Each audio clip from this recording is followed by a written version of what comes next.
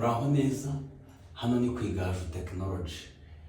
Igaju Technology ibeyeho kwerekeka abanyarwanda uburyo ibintu bijyanye na plumbing, plomberi, amazi, uburyo bikorwa n'uburyo bikoreshwa.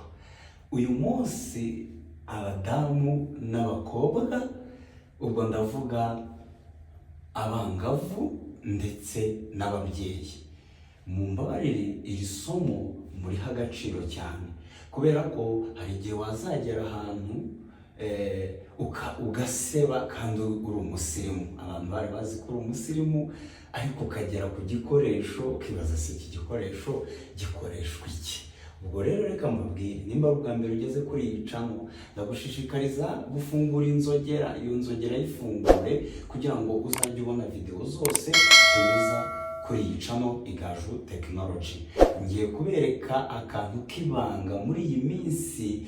Hari aho nageze, noneho nari ndi kumwe n'umuntu akibonye icyo gikoresho yibaza icyo ari cyo, biramuyobera, yibaza impamvu kiri hafi na toilet, ayoberwa impamvu. Ngiye kubereka rero umumaro w'iki gikoresho. Akenshi n'uzajya ujya ahantu ugasanga hari iyi dustbin. Iyi ni toilette, ariko hari ikindi kintu cy'umweru kiri uruhande rwayo. Iki gikoresho kimaze iki? Iki gikoresho gikora iki? Reka ngikure.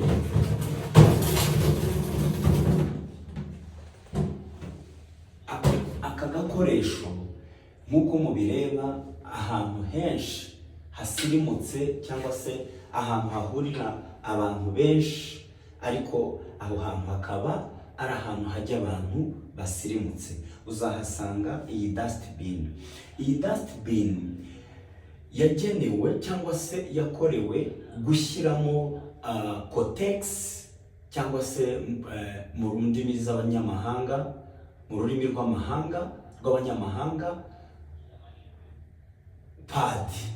Mu gihe rero umudamu cyangwa se umwangavu bari mu gihe cy'uburumbuke, ubwo ni cya gihe nyine baba bari muri regle, mu mihango, aho kugira ngo ufate cotex uyijugunye muri toilette, ntuzabikore, kubera ko ubuhaye abaplomberi ndetse n'abandi bantu bashinzwe gukora amasuku mu bwiherero, ubu bahaye akazi, kubera ko iyo pad cyangwa se cotex iyo igiye muri toilette iragenda yagera mu muyoboro ujyana umwanda, ikaba yawuboroka, bikifunga, bikuzura. Icyo gihe rero byose ubijugunyamo hano, urayireba ko irafunguka, ukanagamo pad yawe cotex, wamara kwishyiramo ugafunga. Hari n'izindi zikoresha sensa, wowe ikubona gusa igahita yifungura, wangiza ugakuramo pad yawe, aho kugira ngo uyite muri wese, ntuzongere kuyijugunya muri toilette. Ndabinginze bashiki bacu, abamama mwese, ni ukuri pe, njyewe icyanzanye aha ngaha ni ukugira ngo niyerekere abangavu n'ababyeyi agakoresho keza wakwifashisha ushyiramo pad, aho kugira ngo uyijugunye muri toilette. Hari n'abandi bantu batinya kuzijugunyamo kugira ngo badahumana, ariko ndatekereza ko nta muntu waguhumanya atakuzi. Yego, ubwo rero aka gakoresho ntuzongere kukibazaho, icyo kamaze urakabonye. Reka tugasubize iruhande rwa toilette. Murakoze. Nabibonye, igihe cyose uzajya urangiza ukoreshe toilette.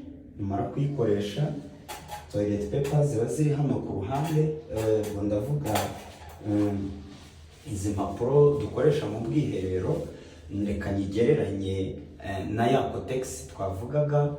Mu gihe umaze uyikuyemo, mu gihe umaze kuyiyambura, aho kugira ngo nusoza uyijugunyemo hano, ntukabikore, ahubwo jya ufungura aha ngaha, ukanagemo, ufunge.